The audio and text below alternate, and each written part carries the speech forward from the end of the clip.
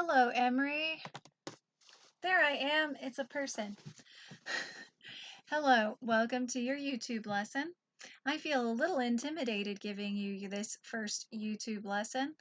My lighting, I can tell, is a little bit funky. It's coming across my face a little bit strange, but I've got the other angles going, so I'm not going to mess with it too much here. I'll just a little bit. That's a little bit better.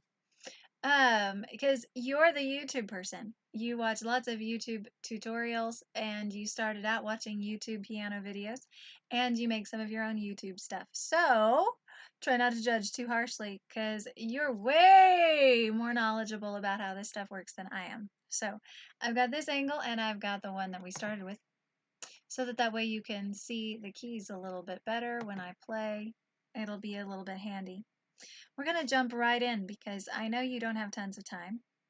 You're not going to have tons of time to go over and over this video, but one thing that students really do seem to tell me they enjoy is the ability to play along with the video. So I will try to give you a couple times in this video where I play slowly enough that you can actually play along during the week. And in that, you may end up coming back and watching this video more than once. That's totally fine, however many times you can put up with me saying the same thing. It's all the same to me. So, and it'll be all the same for you. Ha ha. All right, so I'm going to jump right in because we don't have tons of time. And I'm going to go to page 28 in your lesson book. We're going to be working on the minuet in your lesson today. That's what I had down from last week. We're going to be talking a little bit about this 5/7 chord. And we may start this tilt-a-whirl. It's a pretty tough song, okay? It seems like we had already started on the minuet last week. I wish that I took better notes.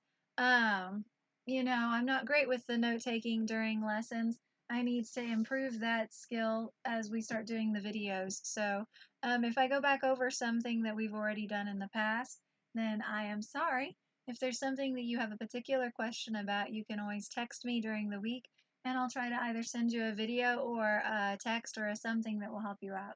So here we go with the minuet.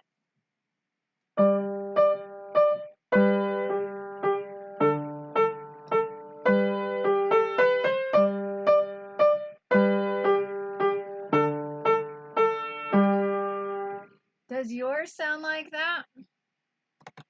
If yours sounds like that, then congratulations. You're accurate.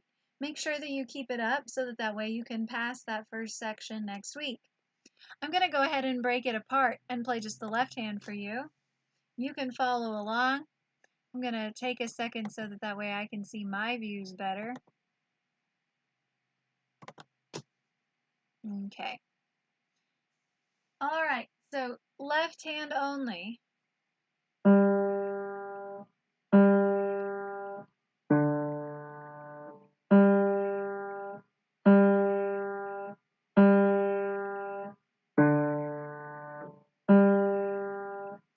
That's the first section, right? So there we have just the first half of the song. Now I will play just the right hand so that you can double check.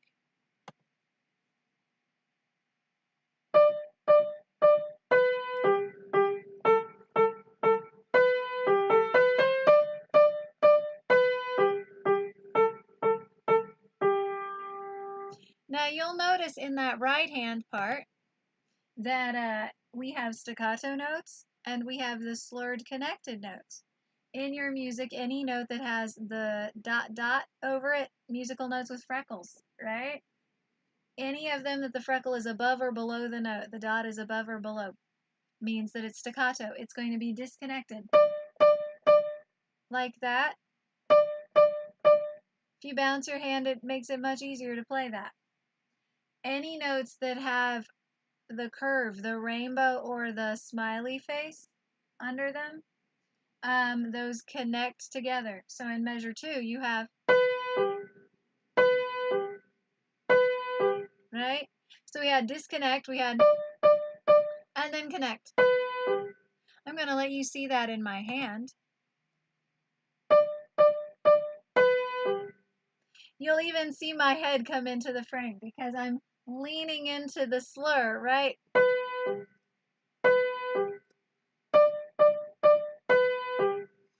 If I put it in this view, you might be able to see better because now you see my whole arm even though the frame shrinks because I got problems with that one.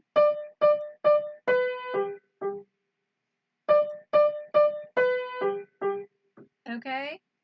And then we'd have this connects all the way up to the top. Come on in, Esteban. So, when we connect them all together, we get the staccato, slur, connecting up. Okay? So, one more time, both hands together.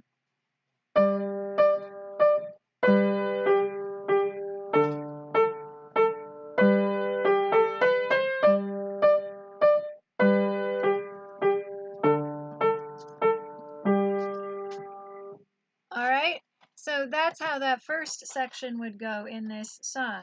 Alright, now we're going to go on down to measure 9 in your music, so we're halfway through the song.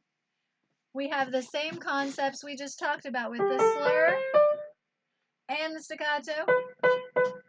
Same kind of left hand, so we don't have to spend time talking about those things, but I will play them as 3 separate files, left, right, together, so that way you have a better idea of what, if you're playing it accurately. So here we go. Here's left hand.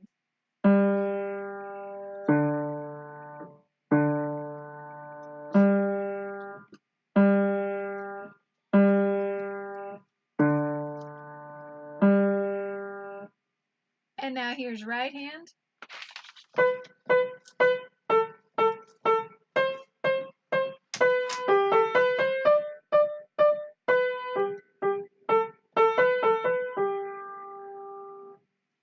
And now here they are together.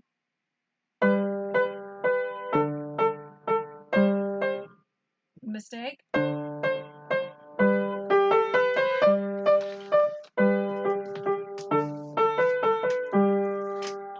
Several students have had an issue with that next to the last measure, where it goes. Notice that the A stays. You have an A on beat 1, you have an A on beat 2, you have an A on beat 3, right? So you have 1, 2, 3, and then it was going to go to that note as your last measure. It's just that on the ands, you also go to the B. So what you really have is A, G, with a little ornament. A, B, G. Okay? Hopefully that will help you out. Now, to tie that into the next thing we're going to talk about, you'll see a little red 1 in your music, and you'll see a little red 5 in your music, the word tonic and the word dominant. I think we've talked about this before, but honestly, it probably wasn't the most exciting thing that you heard when we talked about it, and you may not remember it. So one way or another, I'm just going to take a minute to go ahead and revisit this idea. The word tonic is not a word that we use very often, and the word dominant is a word that we use all the time that means nothing like it does in music, okay? So tonic in music means 1. Not finger 1, but the first note in a scale. Tonic is the first note in a scale, and a scale is simply the collection of notes within the key that the piece lives. So if a piece of music is in the key of C, its scale uses all the notes in that key.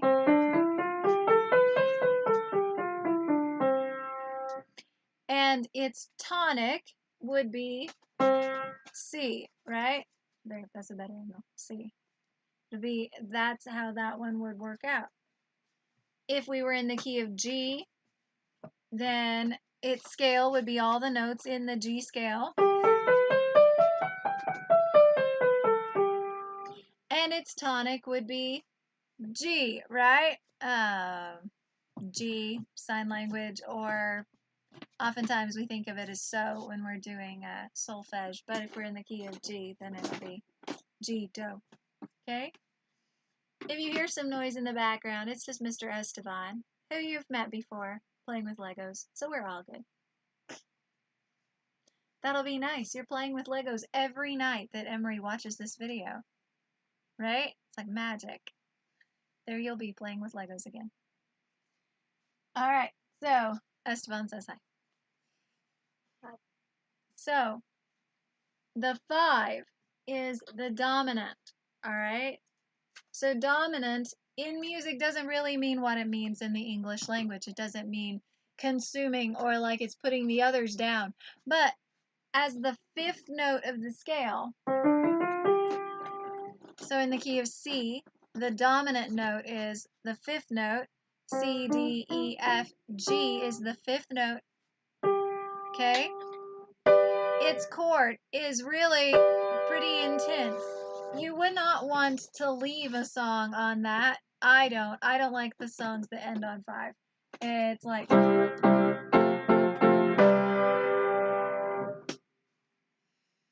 It really feels like there should be something else. 5 is very dominating. It pulls you back to 1. 1. Okay, tonic. So the 5 chord makes you want to go back to the 1 chord, which is why we have page 29. Page 29 is talking about how you have the 1 chord in the key of G.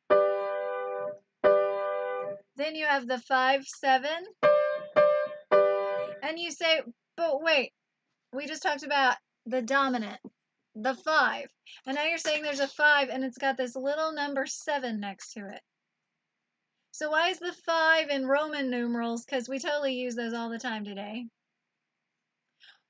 But the 7 is a standard notation. It's a regular number. Why? Okay. The reason. When it's the Roman numeral, it's talking about its position in the scale. And when it's the number, it's talking about how it relates back to that position in the scale. What? Oh, okay, it made total sense to me, but it makes no sense to you, right? Okay, so part 1. Where is it in the scale? Is it the first note of the scale? Then it's tonic, Roman numeral 1. Is it the 5th note of the scale? Then it's the Roman numeral 5, the little v. Okay, so we know the chord is going to be the 5th. It's going to be built on the 5th note of the scale. But when we're adding that 7 to it, then it's the 7th note above. I'm going to show you in this other. It's the 7th note above the 5th position in the scale. Okay? So first, this is the 5 in the scale, and if we add an interval of a 7th to that, that's the chord that's being listed. In your case, on page 29, we're talking about the key of G. So we have, there's the G chord, and then you've got this, which is a part of this, the 5-7 chord, because here's the 5th note. Well, this is the first note of the scale, sorry, this is the 5th note of the scale. You have D, F sharp, A then, and you add the 7th letter above D, which is C, D, E, F, G, A, B, C. That's the 5-7 chord. Yay! Theory! Boo! Sadness. But Miss Amy, but there's only 2 notes in this one. That's because they decided to cheat. And they're representing all of this by only these 2 notes. And they don't want you to have to reach that far, so they're putting them in this position. You know what I say to that? Cheaters. Dirty cheaters, because it actually makes more sense if you spell everything out, but they've decided they're going to give you the theory without giving you a reasonable thing to think about it. So we had to go through all of that in order to explain a very, very basic thing. I'm not going to say it's a simple thing, but it's something that comes up all the time. So you have the 1 chord, 5, 5, 1.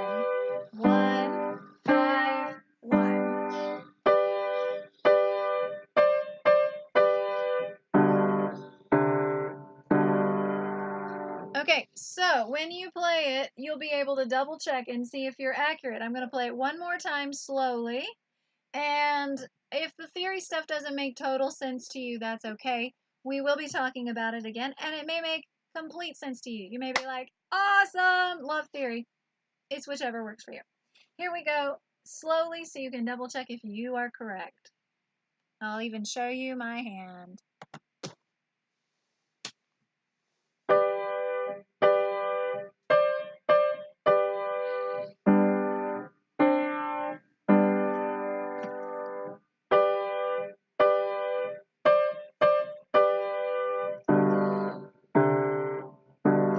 So be careful that your left hand goes from this position to that position at the end, okay?